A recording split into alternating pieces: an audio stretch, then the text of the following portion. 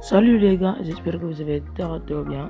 Donc aujourd'hui, je vais vous montrer des astuces que vous ignorez dans votre smartphone.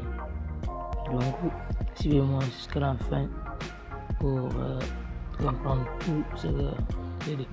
Donc je vais vous venir, vous allez là. Donc vous allez là, option du téléphone. À propos du téléphone, excuse-moi, à propos du téléphone, donc si vous appelez ça, vous basez à propos du téléphone, vous avez une information sur le logiciel. Donc là, on écrit numéro de version. Là, vous cliquez maintes fois, donc il buzz. Donc il y a une option non ce téléphone, une option de développement. Bon, on a une ce téléphone. Donc les dama la demoon astuce yi nga xam ne moo nekk fii ci option de développement bi. Donc la mise à jour auto système de appliquer les mises à jour lors de démarrer votre téléphone mise à jour. Là c'est le mode de couleur des images là c'est le activer le démo de démonstration. Si vous activez les deux, donc vous voyez cette batterie, même si vous n'avez que 40%, dans les 10 mois affiché 100%. Donc vous voyez cette astuce. Donc la mode de nuit, si vous voulez vous activer, toujours activer, donc ça va être mode de nuit là. Attendez, donc vous voyez, donc vous le voyez comme ça. Il y a un mode de nuit. Donc si vous voulez toujours désactiver pour que vous n'ayez pas mode de nuit, donc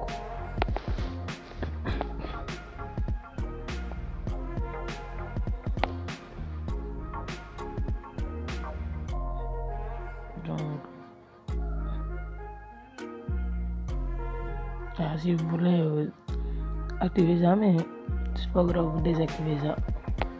C'est pas grave, vous désactivez là. Donc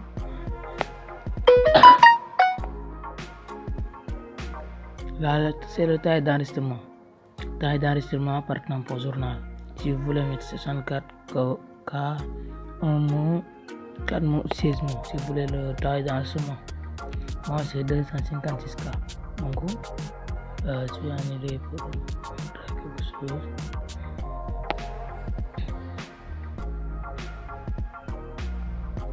Là c'est sélectionner la mémoire tempo journal stocké en permanence sur l'appareil. Donc vous voyez, je vais désactiver noyau unique, tout ce radio. Donc vous voyez.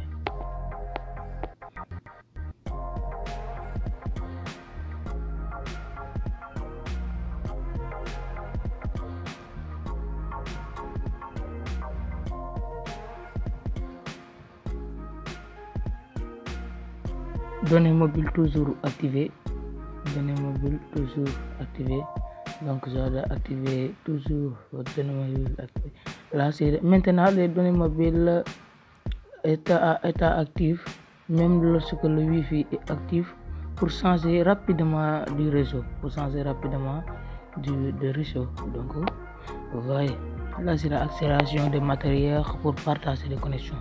Si vous partagez les connexions pour que ça soit pour que nga bëgg mu rapide mu gaaw, donc da ngay ñëw nga activer foofu rek dana gaaw. Donc vous allez encore là c'est le cœur de sélection des codes audio ou Bluetooth, mode de scène, utiliser sélection système. Donc vous utilisez ça.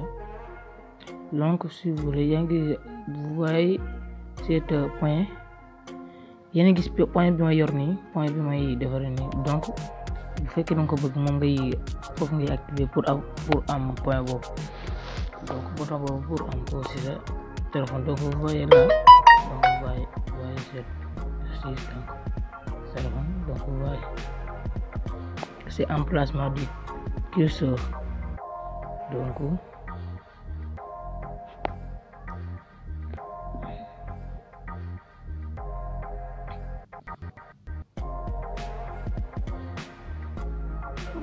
là c'est forcer droite à gauche.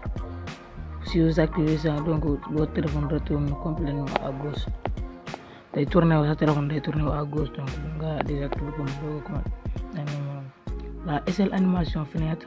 Donc si pour votre téléphone soit rapide, comme si vous voulez ce téléphone dafa yéex, mën nga ko def animation désactivée ou SL d'animation fois 0,5. tout.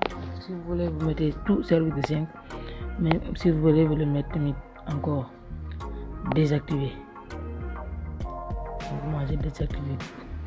Donc vous voyez, simuler de l'écran secondaire. Donc ça aucun ou 480p. Donc ça vous voyez, si vous voulez mettre aucun ou bien si vous voulez mettre aucun. Donc largeur minimale. Là c'est 441 mois. 441, ça vous voyez. Si vous activez votre téléphone, votre téléphone va zoomer. Donc vous voyez, les écritures sont grandes. Donc bindi de rëy. Donc si vous voulez, vous mettez pour que ça soit très clair. Donc si vous voulez vous mettre, donc si vous voulez mettre ça pour que ça soit très clair, vous mettez ça 213 pour que ça soit grand, c'est possible.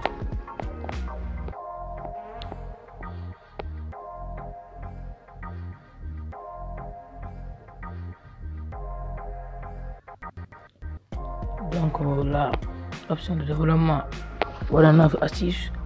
Donc de menu accessibilité, moi les astuces. Là vous voyez lecteur d'écran à haut, lecteur d'écran, voix assistance. Si vous activez ça, il y a une voix qui parle dans votre smartphone, donc c'est la voix d'assistance.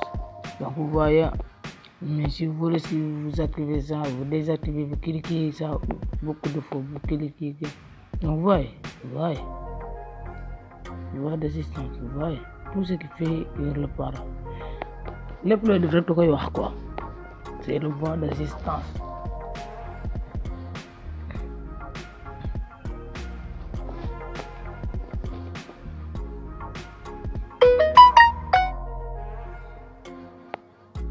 Donc si vous voulez mettre ça, vous activez encore. Cliquez maintes fois. OK. Pour désactiver. Donc ça a désactivé. Donc annuler ça, ne pas autoriser. Vous voyez, amélioration de la visibilité. Donc thème, ça c'est pas important. Si vous voulez mentionner, activer au moins ma connexion. Donc logis kibi. Encore si ça c'est de changer le couleur de la clavier, le couleur du clavier. Donc sélectionner noir 2 ou noir 1, jaune ou bleu. Donc par exemple là, par exemple je choisis bleu, donc je n'ai bleu bi là c'est des réglages des couleurs. Si vous prenez pas rouge vert, bien ça si vous activez, donc vous voyez le couleur. Vous devez mettre SL gris et désactiver, c'est pas important. Donc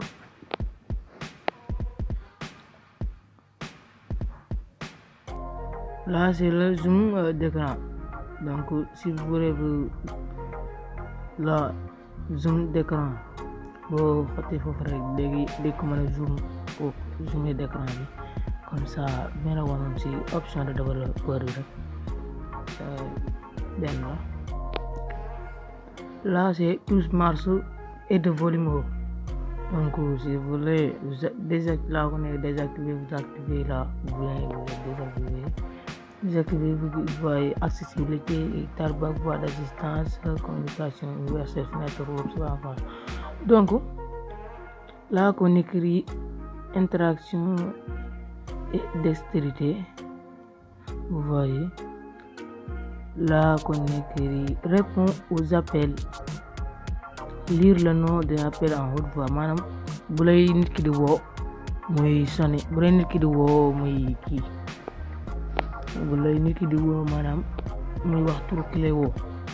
Donc vous voyez là, vous activez ça et vous mettez toujours, si vous voulez vous mettez toujours et sur Bluetooth. Donc si vous avez des casques ou bien un Bluetooth activé, donc si vous voulez mettre toujours, là c'est le menu d'assistance. Vous voyez ce menu là, comme menu d'iPhone, vous voyez tout ça, le tout ça de récent, tout ça, vous voyez.